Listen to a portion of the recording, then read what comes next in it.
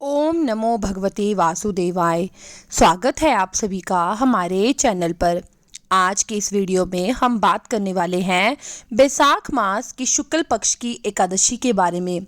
हिंदू धर्म में एकादशी का विशेष महत्व है। साल में कुल 24 एकादशी पड़ती हैं, लेकिन इस साल अधिक मास होने के कारण कुल 26 एकादशी होगी। हर एक एकादशी का अपना अपना महत्व होता है। ऐसे ही बैसाख मास के शुक्ल पक्ष की एकादशी को मोहिनी एकादशी के नाम से जाना जाता है।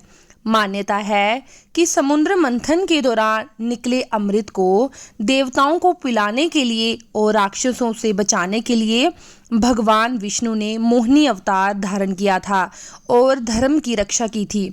मोहिनी एकादशी के दिन भगवान विष्णु की विधिवत पूजा करने के साथ व्रत रखने से शुभ फलों की प्राप्ति होती है। इस साल बैसाख के महीने में एकादशी तिथि 2 दिन होने के कारण मोहिनी एकादशी की तिथि को लेकर असमंजस की स्थिति बनी हुई है। तो आज की इस वीडियो में हम सही तिथि जानेंगे, पारण का समय जानेंगे, लेकिन उससे पहले एकादशी के नियमों के बारे में जान लेते हैं। एकादशी के नियम 3 दिन पालन किए जाते हैं। दशमी से लेके द्वादशी तक एकादशी के नियम पालन करना अनिवार्य होता है, तभी हम एकादशी का व्रत कर सकते हैं।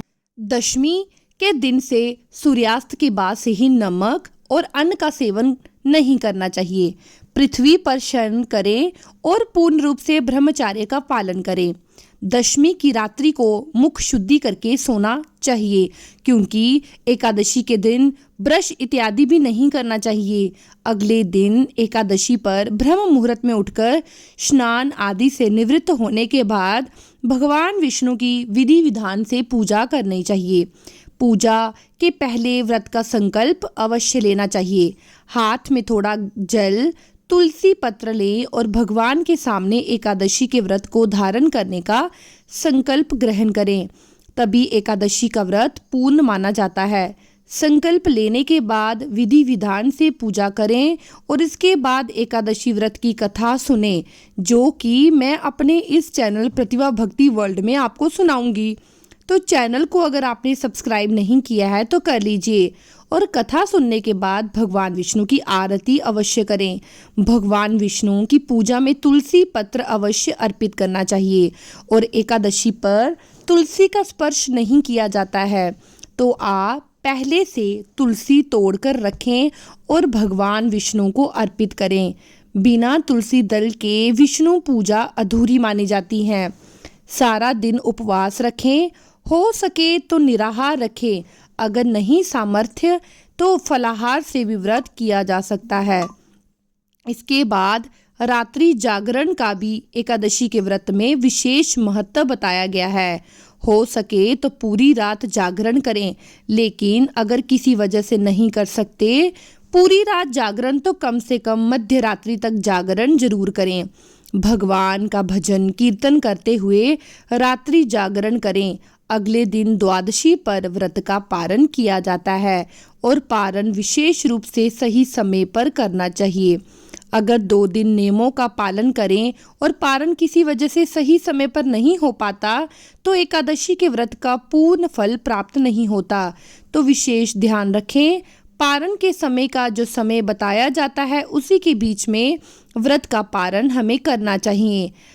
अब हम बात करते हैं कि पारण से पहले किसी ब्राह्मण को भोजन कराकर तृप्त अवश्य करें।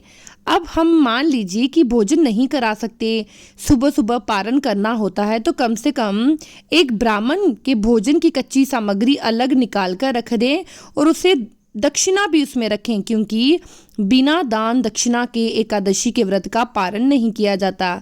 तो दान अवश्य निकालें, तभी एकादशी के व्रत का पारण करें। पारण के लिए तुलसी दल से पारण कर सकते हैं। शुद्ध और सात्विक भोजन से व्रत का पारण किया जा सकता है।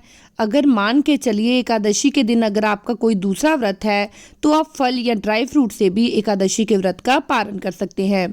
शुद्ध जो भुने हुए चने होते हैं उनसे भी एकादशी के व्रत का पारण किया जा सकता है, जो कि शास्त्रों में बताया गया है। इस प्रकार से व्रत का पारण करें, तब ये एकादशी का व्रत पूर्ण फलदायी होता है। बैसाख मास की शुक्ल पक्ष की एकादशी विष्णु भगवान के मोहिनी अवतार को समर्पित है, तो मोहिनी अवतार का जो स्वरूप है उसकी अवश्य पूजा करनी चाहिए। अब जानते हैं शुभ मुहूर्त के बारे में। एकादशी तिथि प्रारंभ होगी 26 अप्रैल रविवार की शाम 6:08 पर और समाप्त होगी 27 अप्रैल सोमवार की शाम 6:16 पर। तो उदय तिथि के अनुसार एकादशी का व्रत, मोहिनी एकादशी का व्रत 27 अप्रैल सोमवार के दिन रखा जाएगा। इसी दिन सभी वैष्णव जन, गृहस्थ जन मोहिनी एकादशी के व्रत का धारण करेंगे और पारण किया जाएगा 28 अप्रैल मंगलवार को। और पारण का शुभ समय होगा सुबह 5:55 से 8:31 तक। इसी समय के बीच आप अपने व्रत का पारण करें। और राहु काल का समय होगा 27 अप्रैल सोमवार को सुबह 7:30 से 9 बजे तक और 28 अप्रैल मंगलवार को दोपहर 3 बजे से 4:30 बजे तक।